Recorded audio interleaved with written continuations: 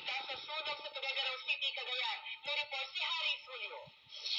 Sa ospital na nagpasko si Hensen, isa sa mga nursing graduate na maswerteng nakaligtas sa sunog sa bed and breakfast pension house sa Tuguegarao City. Magandang regalo daw ay ikalawang buhay na pinagkaloob sa kanya ayon sa kanyang ina. Pero malungkot pa rin si Hensen dahil sa sinapit ng mga kaklase at ng mga matalik niyang kaibigan. Malungkot kasi una sa lahat wala ka sa bahay. Saka syempre mga kaibigan mo, Paskong Pasko, wala sila. Isang volunteer group na nag-iikot sa mga ospital ang sorpresang bumisita kay Hensen.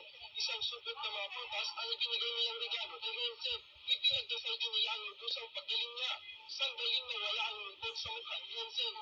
So gusto namin na puntahan sila na meron talagang nag-aaruga para sa kanila at meron nagmamahal sa kanila. Kung hindi daw nangyari ang trahedya, masaya daw sayang silang magpapasko ng kanyang mga kaibigan. Siguro marami kayong plano sir, siguro sayang nag-iikot kami sa mga bahay-bahay kasi ang plano namin no, pag Pasko, mag-iikot-ikot kami. Lahat ng mga bahay ng mga kailangan mga kaibigan namin, pupunta namin. Bukod kay Hensen, dalawang kasama pa niya ang